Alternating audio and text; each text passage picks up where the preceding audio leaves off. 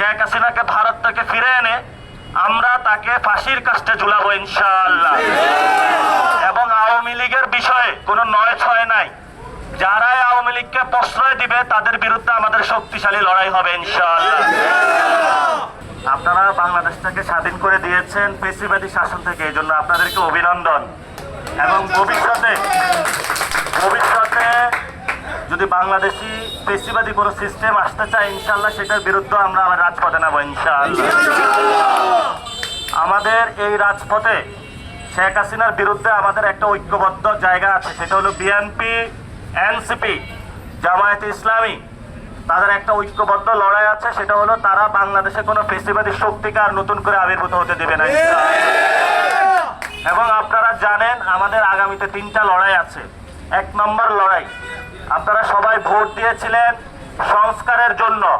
75% মানুষ বাংলাদেশে পরিবর্তন চায়, যাতে হলো আপনার সন্তান ভালো করে একটা শিক্ষা ব্যবস্থা পায়, আপনার মা বাবা যিনি চিকিৎসা পায় না যাতে হসপিটালটা ভালো হয়।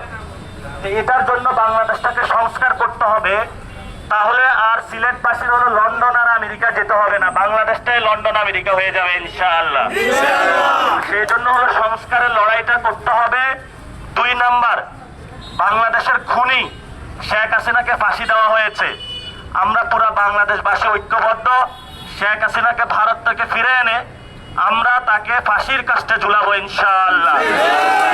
এবং আওয়ামী লীগের বিষয়ে কোনো নয় ছয় নাই, যারাই আওয়ামী লীগকে প্রশ্রয় দিবে তাদের বিরুদ্ধে আমাদের শক্তিশালী লড়াই হবে ইনশাআল্লাহ।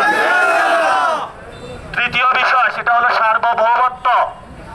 আপনারা সিলেটবাসী ইন্ডিয়া থেকে বাংলাদেশের সাথে চলে এসেছিলেন বাংলাদেশকে ভালোবেসে। এখন বাংলাদেশের সার্বভৌমত্বের জায়গায় ভারতের খুনি রাষ্ট্র বিএসএফ এবং ভারত সরকার বাংলাদেশে পুশিনের মতন ন্যাক্কারজনক ঘটনা ঘটাচ্ছে। এবং এই মৌলভীবাজার জেলার 4টি উপজেলায় সীমান্তের সাথে লাগোয়া আছে, যেখানে ভারত থেকে তারা প্রতিনিয়ত বাংলাদেশি নাগরিক পরিচয় অবৈধ বাংলাদেশি বলে ভারতীয় নাগরিকদের বাংলাদেশে তারা পাঠাচ্ছে।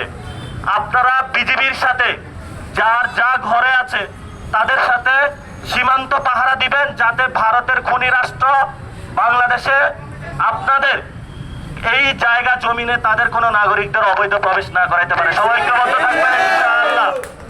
এবং আগামীর যে লড়াইটা আছে, এই লড়াই বাংলাদেশ ইসলাম এবং সার্বভৌমত্বের লড়াই। এখানে যতদিন আমরা বাংলাদেশে থাকব মুসলমানদের পক্ষে দাঁড়াতে হবে, ইসলামের পক্ষে দাঁড়াতে হবে, এখানে হিন্দু ভাইদের পক্ষে দাঁড়াতে হবে, বুদ্ধিস্ট ভাইদের পক্ষে দাঁড়াতে হবে, খ্রিস্টিয়ান ভাইদের পক্ষে দাঁড়াতে হবে।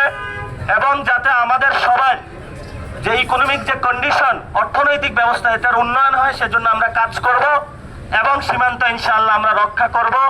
আর আপনাদের এই মৌলভীবাজারে বিখ্যাত একটা গাছ আছে আগর গাছ, এটা আপনারা সবাই চিনেন। এই আগর গাছ যদি বিক্রি করে, সরকার যদি এখানে সহযোগিতা করে, তাহলে মৌলভীবাজার জেলা বাংলাদেশের সবচেয়ে ধনী একটা জেলায় পরিণত হবে ইনশাআল্লাহ। এনসিপি যখন ক্ষমতায় আসবে, আমরা এই আগর গাছ থেকে শুরু করে এখানে অনেক টুরিস্ট স্পট আছে মৌলভীবাজারে, হাকালুকি থেকে শুরু করে অনেক টুরিস্ট স্পট আছে। আমরা এগুলাকে আরো উন্নয়ন করব, যাতে এখানে আপনাদের যারা সন্তান আছে তাদের জীবিকার মান আরো বাড়ে এবং আপনাদের এই এলাকার অনেক উন্নয়ন হয়। এবং এখানে একটা বিষয় যেটা চাচা বললেন যে গরিবের জমি অনেকে দখল করে ফেলে। আমাদের 3টা লড়াই আছে বিরুদ্ধে।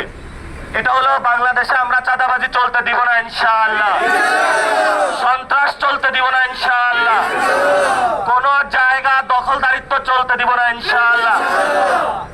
যেই ব্যক্তি মানুষের জায়গা দখল করে, চাঁদাবাজি করে, সন্ত্রাসী করে, উনি বাংলাদেশের মুক্তিযুদ্ধের আকাঙ্ক্ষার সাথে যায় না। তাকে হলো আপনারা পুলিশের হাতে, প্রশাসনের হাতে তুলে দিবেন। আমরা তাদের সুনির্দিষ্ট বিচারের আওতায় নিয়ে আসবো, যাতে আমরা একটা শান্তির জুরি এবং মৌলভীবাজার গঠন করতে পারি। সবাই ঐক্যবদ্ধ আছেন? দেখা হবে সবার সাথে আবার। আপনাদের যারা ছেলে সন্তান তাদেরকে ভালো করে পড়াশোনা করাবেন, যাতে সে একটা ভালো চাকরি করতে পারে। যারা আপনাদের ঘরে মা বোন আছে তাদেরকে আপনারা শান্তিতে রাখবেন এবং তাদেরকে ভালো পড়াশোনা করাবেন।